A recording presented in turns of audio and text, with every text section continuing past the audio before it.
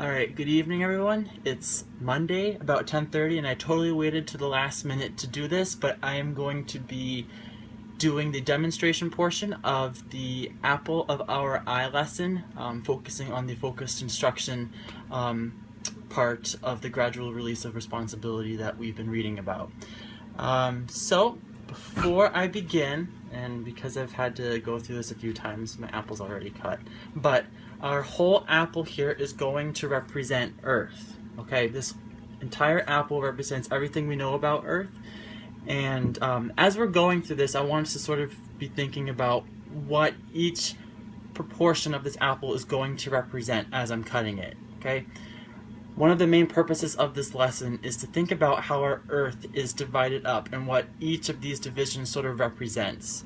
Alright, we've been talking a lot about land, and dividing up this Earth is going to give us a better sense of just how precious that arable land is and how quickly it sort of dwindles down with everything else that we have to consider.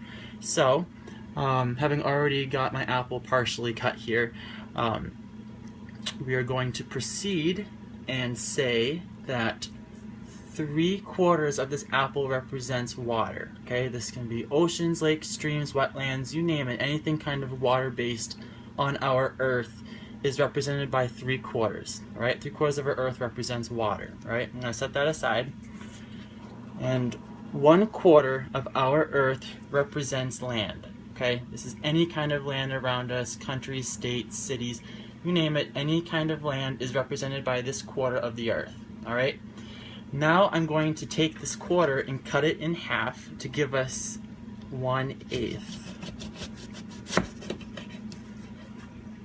Alright, this 1/8 of the apple represents any uninhabitable land. Alright, and as the name sort of suggests, uninhabitable means land that we can't necessarily live on. Habit means a place that we live, or a habitat is a place where we live. But uninhabitable land can include, swamps, deserts, any kind of, rocky areas where we can't necessarily build or even have any kind of farmland on. Will be represented by this 1/8 of the apple.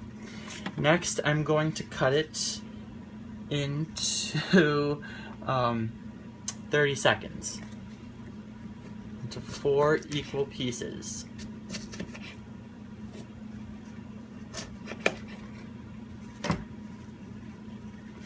Alright, this is 3 pieces, or 3 30 seconds, 3/32, represents habitable or non-arable land. This land is land that we've specifically set aside for other human purposes, like, it can be parks, or it can be just other things that humans have set aside for their own purposes, building different commercial structures and skyscrapers and things of that nature that could have the potential to be farmed upon, but we've chosen not to use it. Okay? This 1/32 of land, this very tiny piece of land right here, represents our arable land.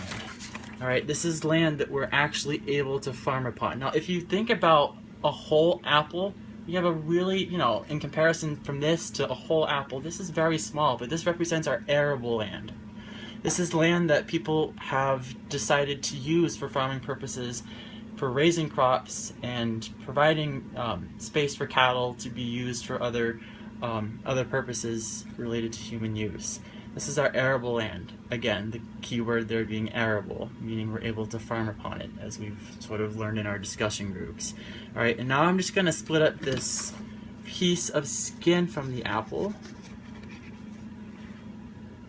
And this very, very minuscule piece right here represents our topsoil. Alright, that's a very, very tiny piece compared to, the whole entire skin of an apple. But this represents our topsoil, and it's very, very small. And we've already sort of learned about why this might be small through a key term.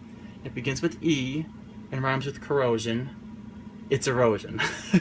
So a lot of that topsoil that we see, gets taken away by other means of erosion, whether it's runoff from water or if it's the wind blown or deforestation and other means that we've seen over the years cause a lot of our erosion to occur. So having seen all this apple cut up, we started with a whole apple and now we're left with just this one little piece here. Who can tell me what 1/32 of our apple represents? And why isn't this necessarily a larger number? What was the term we talked about prior to arable land that would make this a lot smaller of a proportion? Stay tuned.